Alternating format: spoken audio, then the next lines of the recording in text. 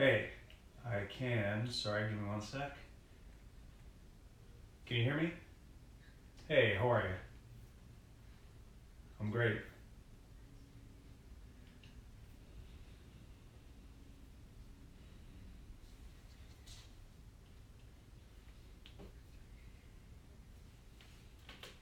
Uh, so Elliot Bayev is the owner, head instructor. Wave to hello. Actually, let me hit a light. I think the glare's not working out. So maybe like a little bit of this action or anything like that. Is that good? Okay. So Elliot Bayev, as I mentioned, is my sensei. He's the owner, head instructor at Open Mat Mixed Martial Arts in Toronto. He's done workshops around empowering women, empowering men, in all sorts of different places. He's a first degree black belt in Brazilian Jiu-Jitsu and like a lifetime martial artist. And when I say sensei, I don't just mean he teaches me martial arts. He's also sort of like a sensei in a mentoring kind of way to me as well. So let's join me in welcoming Elliot Bayer. Thank you. I'm gonna just sort of sit here and then we'll do kind of like the informal interview. Cool. So I just wanted to start by asking, like, how did you get involved in martial arts? What was I got started pretty young. Was bullied a little as a kid. My parents threw me into kind of the first school they found, and from there just bounced around from different arts till I came across Brazilian Jiu-Jitsu, I guess a little over 20 years ago, and kind of fell in love and was so empowered personally by it, and just saw how impactful it could be for others, and kind of made it a big part of my life. I see. And so I know before you started Open Mat MMA, you also had a previous school. Could you tell Right. us a bit about how you founded that and why you wanted to start that school? Yeah, so my first school, I left the corporate world in about 2004 to start Kimono Girl Jiu-Jitsu, which was, I guess, Canada's first women-only Jiu-Jitsu academy. I guess I've always been inclined to try to make a positive impact. There were, we've all had kind of struggles throughout life, and things were tough for my family in different ways growing up, and I always wanted to be able to change things for people who weren't in the best situation. And when you learn a little bit about Brazilian Jiu-Jitsu, what we talk about in our Fight Like Girl workshops is three reasons it's so powerful for women. Is one, it's been proven to kind of be the most effective art when facing a bigger person. Two, it deals with very close quarters situations. And three, it's non-violent, which all things which appealed to me, and I thought could make a very, as I became aware of gender-based violence and kind of the larger issues around that, I thought it just felt like a great thing to do. And jiu-jitsu is such a fun, as you know, empowering art. And the only places to train were certainly back in like 98, 96, when I started, were places where you'd have guys in little Vale Tudo shorts, no shirt on, like dirty gym. It was not a very welcoming environment. And so I knew that this could be a great art for anyone. And so I wanted to share it, kind of create a bit of a yoga vibe with just making this wonderful, beautiful art accessible to women, because, it can be such a game changer for anybody. And when you started it, how did you get the word out? And how did you, who are the members who sort of gravitated towards Kimono Girl? This was before the UFC had really blown up with the Ultimate Fighter, so even today to run a women-only gym would be tough, but at that time it was, free, a lot of free workshops, promoting, putting up posters at yoga studios. We ran, over the 4 or 5 years that I was focused on Kimono Girl exclusively, we ran like 50 free workshops, and through those alone served about 1,000 women over that time. So You know, who was kind of attracted was kind of all over the place, but they were definitely early adopters, we'll say. And what kinds of things did you cover? Like a person comes in from having no background in martial arts, and they come into your academy. Like, what kinds of things did you cover? Some of the same things we would cover now. You know, some of the things that make Brazilian Jiu-Jitsu such a powerful art. Like a very simple example is, you know, how is it that a small person can overcome a bigger person? Most martial arts would say punch and kick. The problem is, by the time, first off, if you're not a violent person, that may not feel like a natural thing to do. Never mind, by the time you can reach the bigger person, they can for sure reach you, and it might just take one of their strikes to kind of end the situation. So the kind of secret to jiu-jitsu is positioning, getting yourself into such a good position that they can't do anything. So we would teach different ways to position yourself so that you're not in danger, you can control a bigger person, ways to kind of escape simple things like someone grabbing your wrist, hair grabs, clothing grabs, but even more like there's a great quote from one of the Gracie brothers. You know, the first step in defending yourself is believing that you're worth defending, and so we'd kind of approach some of the philosophical side of it as well. And you know, many of us who are kind-hearted are really good at taking care of others, but not as good at taking care of ourselves.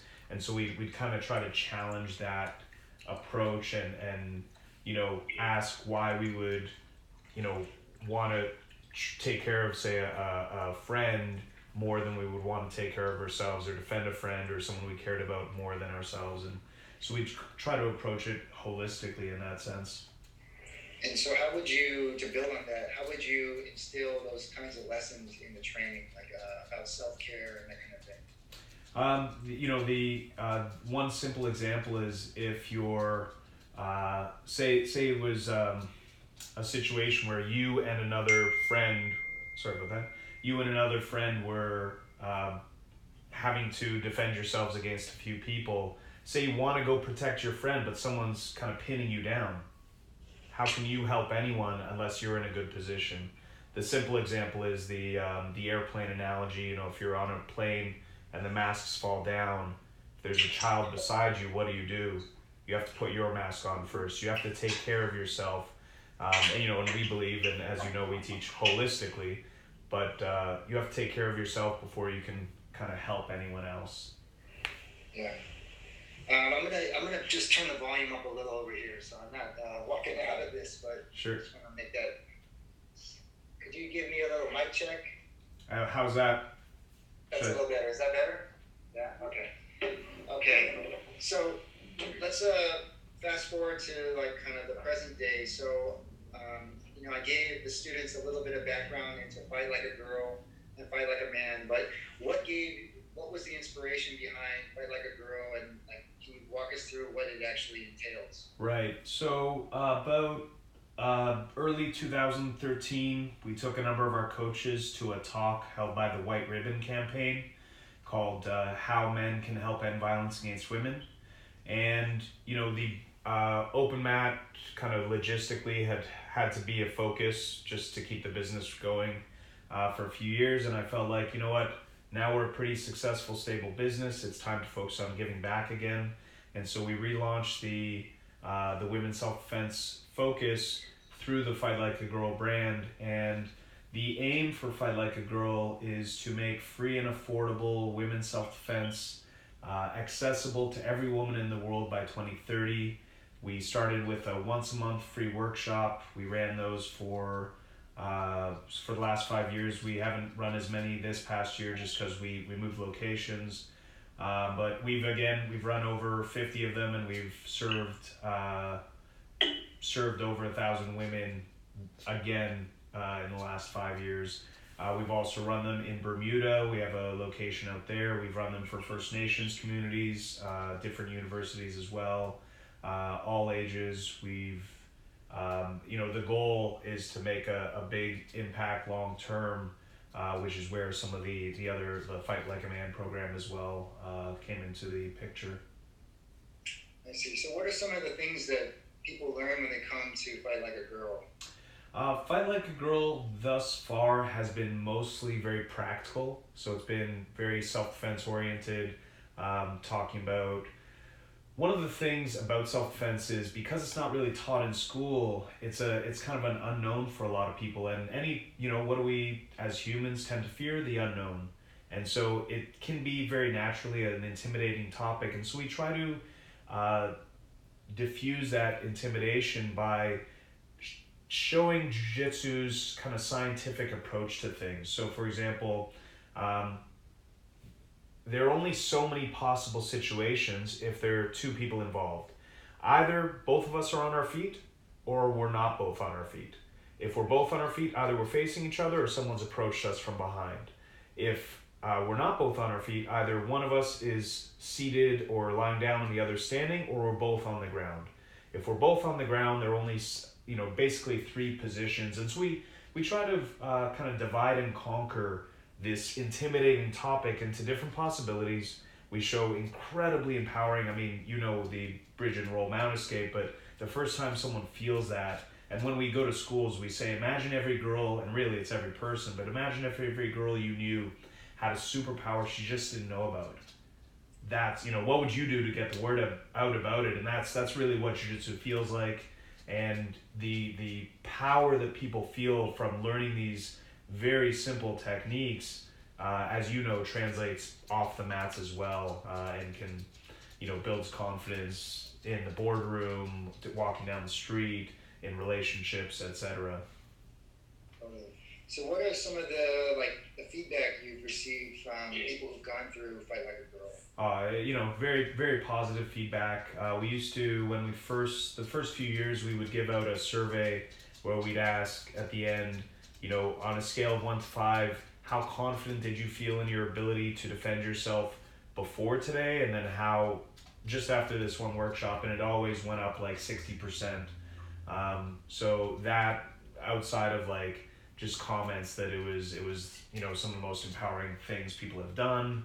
The atmosphere was very welcoming, whereas a lot of women's self-defense programs are very fear-based, and kind of one thing that I think is really distinct about the program that's worth mentioning, a lot of them kind of teach very violent techniques, poking out eyes, kneeing in the groin.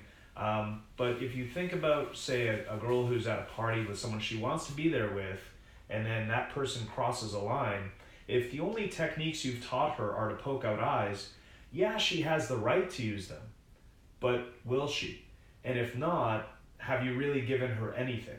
And so the beauty of jiu-jitsu, it gives her the ability, and the reason we want to spread it everywhere is it gives anyone the ability to control one's personal space without having to rely on violence, without having to be violent. And so the feedback we get is that it's empowering. We've had a number of women who've taken the course or taken even just a one-time workshop and gotten inspired to kind of build jiu-jitsu into their lives, and are now, people who train regularly. And you mentioned that you've been doing this at First Nations communities. Yeah. Can you talk a bit about that and why you think jiu-jitsu and teaching self-defense is important, particularly for those communities? On so many levels. So a few years ago, we were called out to Shawanaga First Nations out by Port Perry, and we ran a 2-day event, including Fight Like a Girl workshops, Fight Like a Man workshops. I mean, I think many of us are aware, probably in this class, maybe more than others, just how neglected First Nations communities are in general, how kind of all of the ways that we as a society treat them probably affect their sense of self-worth and sense of self-esteem and sense of agency and empowerment. And so, the self-defense training, especially I feel jiu-jitsu-based self-defense training, can really be a kind of wedge into opening up new doors towards personal empowerment and new levels of confidence. And our hope, and this is part of our longer term vision, is that we can somehow build regular jiu-jitsu training into the communities, not only because it's empowering for anyone who does it, women or men, but because it's a real not only confidence builder, but it brings a community together, and it really builds a sense of camaraderie that the feedback we've gotten. In fact, there's a video testimonial from the organizer who brought us that both the men and women and boys and girls who got to experience the workshops felt very connected to us, to what we were teaching, and just empowered and inspired by it. And so it's a dream. It's resource heavy and organizationally heavy to get something like that off the ground. Especially the ambition would be in every First Nations community eventually, but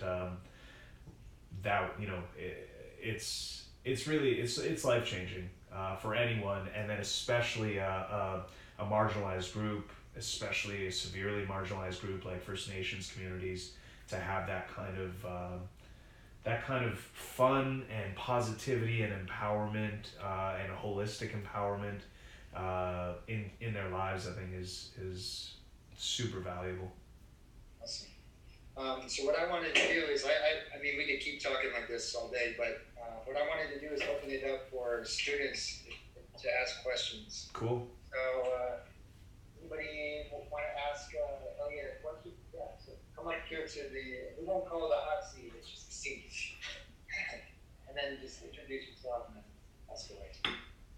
Hi, my name is Jooyoung, and I had a question. You mentioned that practicing Jiu-Jitsu gave women empowerment, and I was wondering how applicable the exercise was in real life, like how many women actually use that, because I've heard stories where people would go to these exercises, but they would freeze up in the moment because they're scared of the perpetrator. So I was just wondering. Sure. Yes, stories. You hear kind of anecdotally stories from all sides. One of the, I don't want to say piece of research, it gives maybe more legitimacy than I can offer behind it, but some of what I've read says that even having done something once, the example we give is, imagine you fall in a pool. The question we always get is, will I remember this stuff? Will I be able to pull it out? If you fall in a pool and you've had 0 swimming lessons, the question is, do your chances of staying afloat go up or down from having had 1 lesson? And our argument is that it goes up, but is that a guarantee that you're going to get out of that pool okay? No, nothing's a guarantee. You could be a lifeguard and still have things go wrong. The optimal would be that it's not just once, and our part of what we encourage is that it's lifelong training, and that it's because it's so valuable outside of self-defense that people have it built in. There are no guarantees for sure, and it is possible that someone will freeze. Actually, I just released an article today on my Instagram that is part of a larger piece called 10 Lessons Jiu-Jitsu Can Teach Entrepreneurs About Success. And today's was about third option thinking. We're taught in life that there are 2 responses to conflict: fight or flight. Freezing is flight, is kind of giving up and freezing. Jiu-Jitsu teaches us that there's a third option: planning ahead. So it's no guarantee, again, that you will be able to pull these techniques out, but all we're trying to do, and all Jiu-Jitsu tries to do, is increase your chances of success. Thank you. Thank you. Your classes. Oh, please, yeah. I have a question. Yeah. So you got find a way yet? Folks, come on up.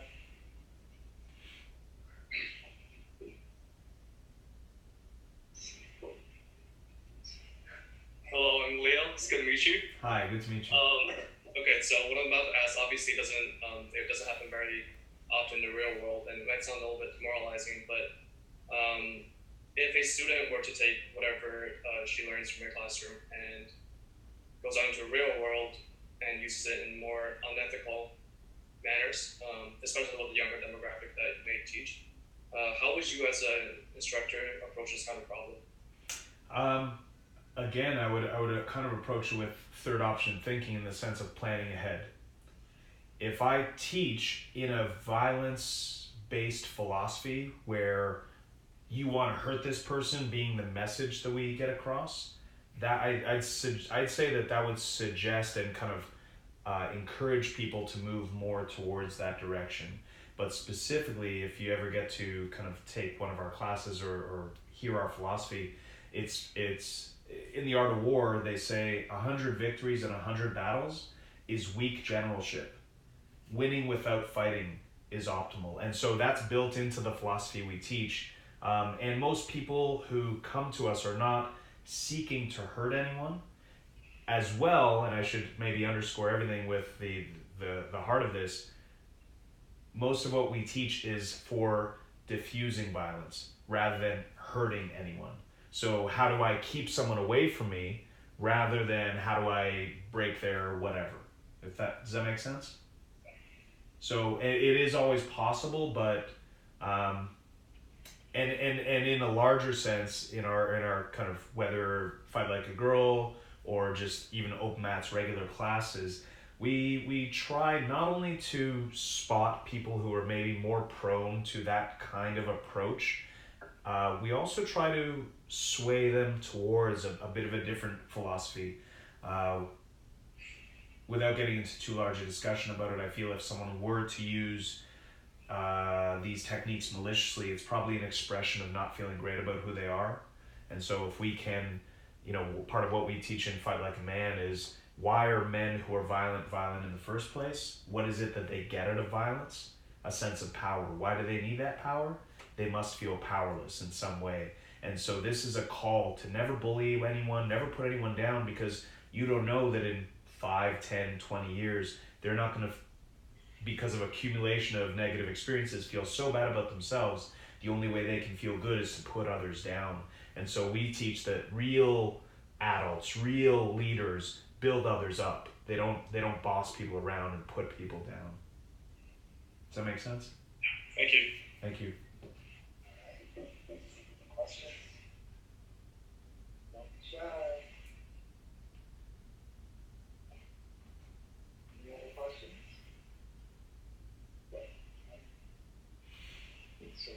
I know you're really busy, so do you have time for one more? Yeah, absolutely. Okay. Hi, I'm Julia. Hi. You talked a lot about what you do with like the women's empowerment side of it, but I'm wondering what sorts of things you teach on the men's side of it, because at the beginning you said that men have a large role to play in like diminishing violence against women. So what do you do in that sense? So we said that, excellent question. So we said, the goal is to make free and affordable women's self-defense accessible to every woman in the world by 2030. But we ask, even if every woman in the world knew how to defend herself, why would we accept a world in which she had to? And so with that, we go to schools and corporations, etc., and we ask, we'll sit down in a room of boys and men, and we'll ask, what is a man? And they'll say a man is big, a man is strong, a man doesn't cry. And then we'll say, what's the opposite of big? What's the opposite of strong? What's the opposite of doesn't cry? And then we'll ask, what's the opposite of a man? And what do they all say? Woman. And so we say, can a woman be big? Can a woman be strong? Can a woman not cry? We show that the opposite of a man is not a woman, which creates a comparative mindset, but a boy. We show that manhood is not a competition, but a journey. And then we say, well, was Gandhi a man? Was Hitler a man? Is it enough to strive to be a man? We show that there's more to the spectrum: boy, man, good man. And then we say, okay, if we lived in a tribe of 150 people, 75 men, 75 women, and 25 of the women wanted to attack, what kind of men would we be by doing nothing about it? Doesn't matter if it's 150 or 15,000 or 15 million or 7 billion. Those are the statistics. So who do we want to be? If we want to be good men, then we have to dig in and explore violence. I could explain that. I could take you through some of the further exercises if you like. I don't want to take you guys' time, though. I know you. Sure. Yeah. So we'll say, we have this kind of visual metaphor we use. We'll say, okay, so to make sure we are not violent men, first we use that analogy, why are men violent, sense of power, blah, blah, not, we don't want to put anyone down, build others up. But what is violence? It's a violation, but a violation of what? Well, the obvious example is, if you punch me, we draw a circle on the board and we show that, you're crossing a boundary. So violence is the crossing of a boundary, but if, say, I'm standing here and you stand here staring at me, you're not touching me, but have you not crossed a boundary? And so we draw a perforated line, a dotted line around that circle. We show that some boundaries are visible and some boundaries are invisible. And so if some boundaries are invisible, how do we make sure that we're not accidentally committing some kind of boundary crossing? Well, how do bats see? Echolocation. They throw something out, they put something out, and based on what they get back, they can see what's otherwise invisible to them. So we teach empatholocation, empathy, compassion, which we teach as a superpower because it allows you to see from behind someone else's eyes. And so with this, we give the example, say you're walking down the street, I'm walking down the street, there's a woman, it's late at night, there's a woman in front of me walking down the street in the same direction. She, my heels are clicking, my shoes are clicking, whatever.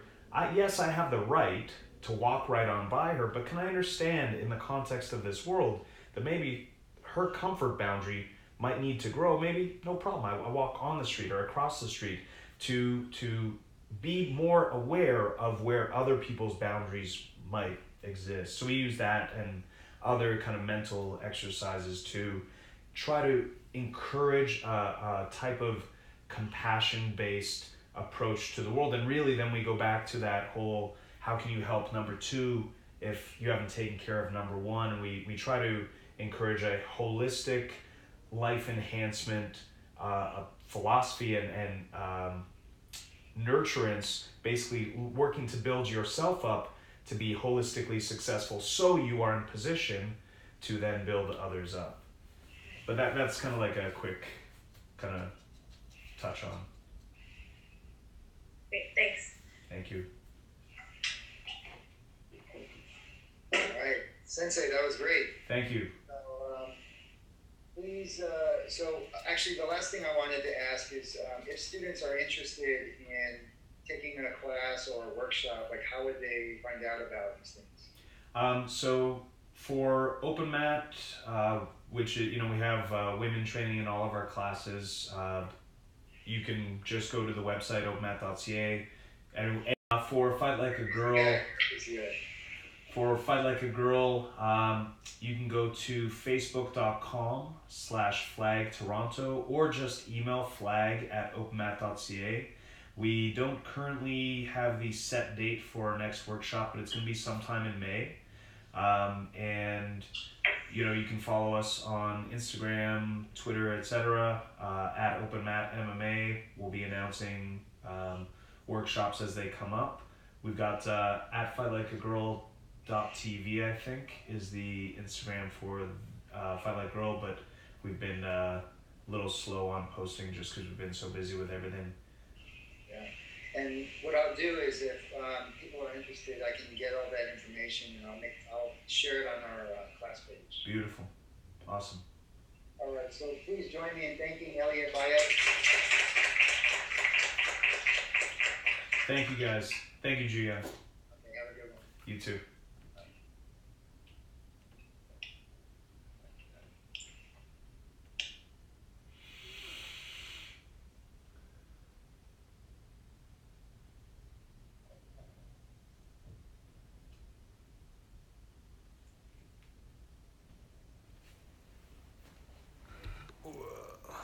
There we go.